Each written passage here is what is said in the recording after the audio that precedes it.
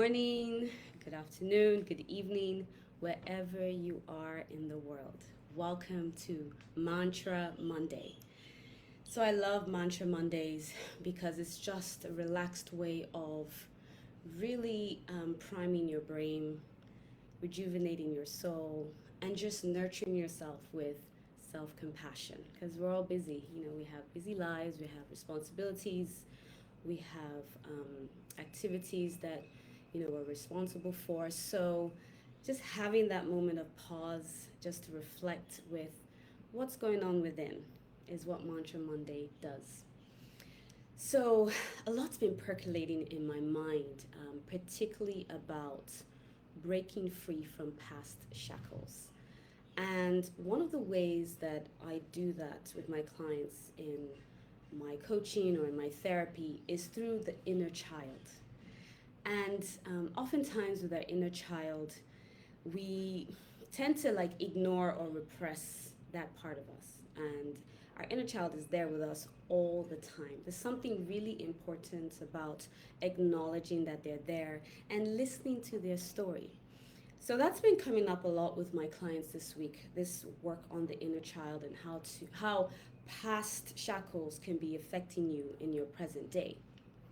And one of the things that I like to do is to help people connect with their inner child is to have an object or an item that takes them back to that place, because I think sometimes as adults we can really get serious and we can forget to play. Play therapy isn't just for kids. Play therapy helps you move the unconscious to the subconscious and the conscious, right? So when a child is with me and I'm trying to find out what is happening in their family dynamics, I might have a set of animals and say, pick who's going to be mom, pick who's going to be dad, pick who your siblings are, and just watch them play.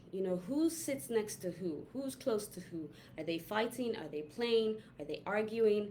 So just by watching a child through play therapy, the child starts to move their unconscious to their subconscious and conscious and makes sense, tells the story.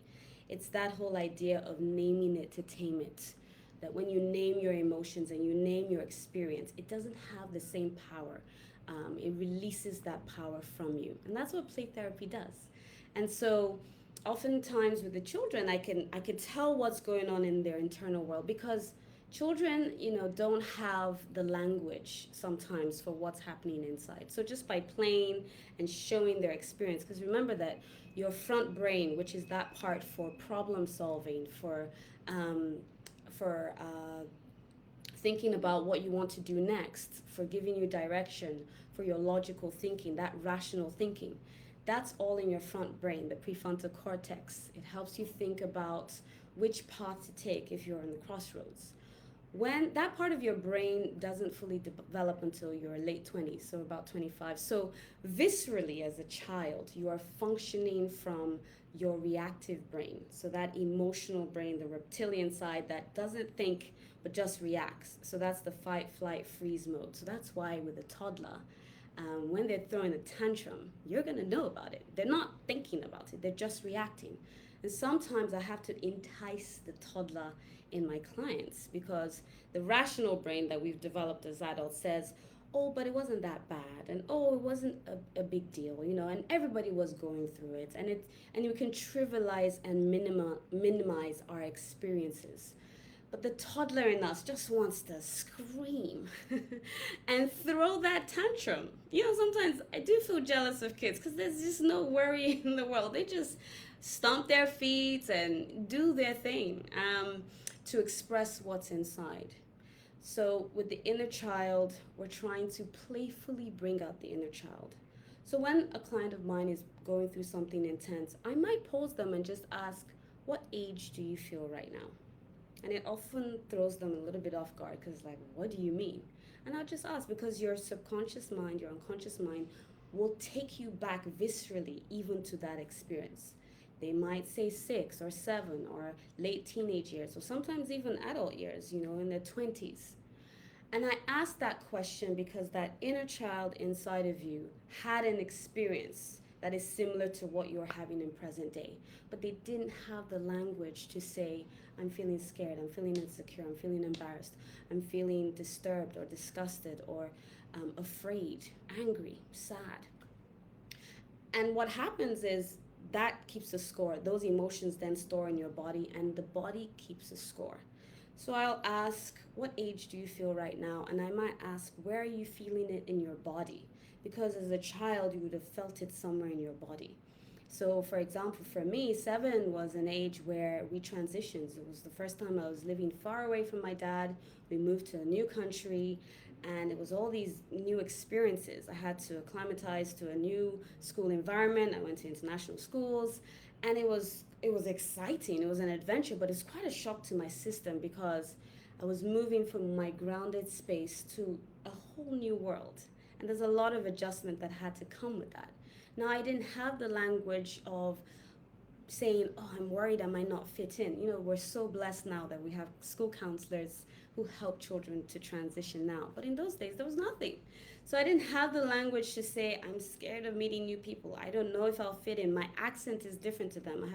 I'm trying to change my accent so that I can speak in a way that they would understand. It's a lot of change. So a lot of my inner child work started at age 7.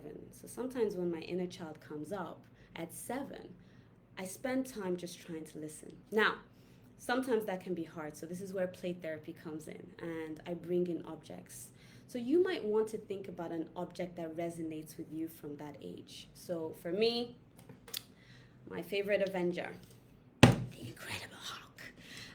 I love the Hulk because Hulk helps me to feel angry. So when that inner child comes out and I'm almost like hesitant to throw that tantrum, I just connect with my Hulk and we just go for it, and I say all the things that affect me. What might that be for you? Another one that I like is during that time when I was transitioning, we used to watch Star Wars a lot, A New Hope, with Luke Skywalker and Leia. And I remember just loving just the effects and just the storyline. And I think I probably watched it like a million times. But it's a really fond memory and it takes me back to that 7-year-old. So now I have these little Legos that I made of them, So when I'm connecting to that inner child, and these are just to help you bring the unconscious back into the conscious. So when I look at it, it takes me right back to that time and I'm able to connect. Another way that I like to connect with my inner child is through Tweety. Now, interestingly, in French, Tweety is actually spelled Titi. So this isn't customized. This is actually my soulmate right here. And I love looking at Tweety because a really interesting character. And when I need nurture and when I need that playfulness, I just go to my special cushion, which tells me that I am irresistible and I nurture my soul. So when I work with my clients, I know they feel awkward in the beginning, but I always encourage them, find an object. It could be a doll, it could be a teddy bear, it could be a program you used to watch. My sister really trained me in this. I love that she was so playful.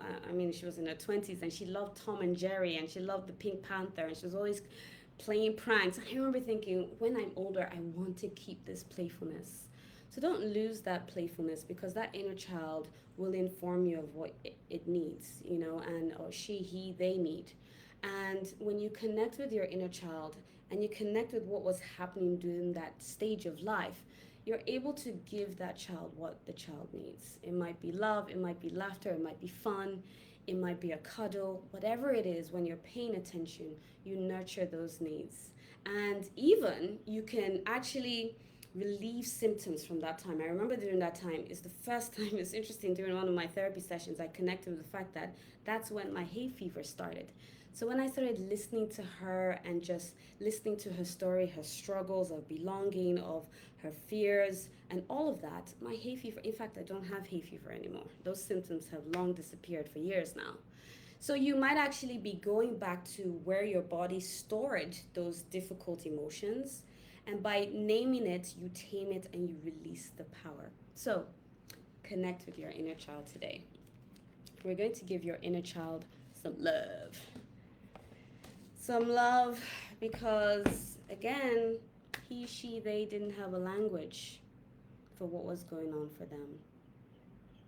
And your body is always sending you signals. So just take a moment to pay attention to your body, your breath. Scan your body for a second. See if there's anything, any tension. We're not changing it, we're just having a mindful moment to notice. And if you're in that place today and that inner child is coming, you might ask yourself, what age do I feel today? If that's there for you. Is it 2? Is it 5? Is it 10, 15, 16? Whatever age that is, allow yourself to connect. And we're going to nurture that child today. Let me see what age connects with me today. I think the age that connects with me today is 19. So I'm going to give that 19-year-old some love, because that was also a transitional stage for that 19-year-old. Made some big, big changes then. Today we're going to go with our How to Love Yourself deck. This is from Louise Hay as well. Let's see what words of affirmation or what mantra might help us today as we nurture that playful inner child that can sometimes be wounded and hurt. It just needs a little bit of attention. Okay. So it says, wellness is the natural state of my body. My body communicates with me, and I am willing to listen to and understand its messages. I love that. It's so interesting because this has been my work with my clients a lot this week. My body communicates with me, and I am willing to listen and understand its messages. Your body is always sending you messages. Always, always. And it's important to just pause and listen. You get to a point where you actually become well versed on what these messages are.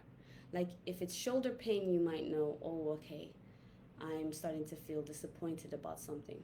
Or if it's back pain, it might be, oh, okay, maybe I'm feeling insecure, my self-esteem is low. Or it's knee pain, oh, okay, maybe I'm working too hard. And maybe there's something in me that is thinking I'm inadequate, so I'm pushing myself too much to prove that I am adequate. With time and with coaching, again, I always say this is not something you need to do on your own. Let's destigmatize coaching and counseling. It is a space where you get to look at your blind spots with someone professional, and they get to help you navigate through what are these messages? What age did they start? What was happening for that inner child when it was happening? And then you get to release and flush it out. And you might find that symptoms dissipate as a result. You might find that you have clarity of thought because you're not carrying that burden and those shackles have been loosened, and you can feel free and alive again. It's such, I can't tell you how beautiful it is to live in a space of freedom where your heart is just open, because you're not boggled down by your shame and your guilt and all those things you did in the past that you might be worried about or that happened to you. Doesn't mean it all escapes forever. No, absolutely. We'll always carry a level of pain, but you might not need to be shackled by it. So listen to the messages of your body. And we'll end with a rock. Let's see what we have today. Don't worry, be happy.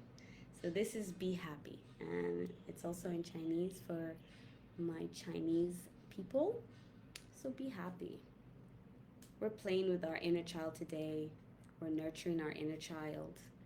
We're acknowledging the shackles from the past, and we're releasing that power. Pick your object. If it's hard for you to connect with that playful side of you, go back and think. In fact, put a comment down and tell me, what is one action hero or movie that you watch that just brings you to that place where you remember your childhood? It's a beautiful thing. Spend some time there, nurture. We can always hug ourselves.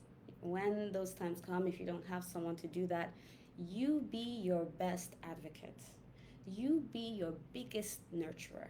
You tell yourself you are enough, that you are adequate, that you are worthy of being here. You are worthy of relationships with people that love you genuinely and accept you in who you are. You are worthy of all these things. You are worthy of having that successful business.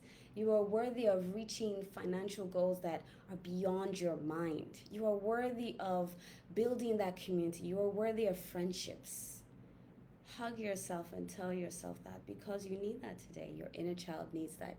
Your inner child needs you to be the biggest fan that they can ever have. So as you go about your day, remember to listen to the messages of your body. Ask yourself what age you might feel when, especially when you're going through things. You know, your inner child just stops you dead in your tracks. It has no time to faff about, and it will stunt you and say, nope, I'm not doing that today. And sometimes it might express itself in depression, because depression is about repressed emotions.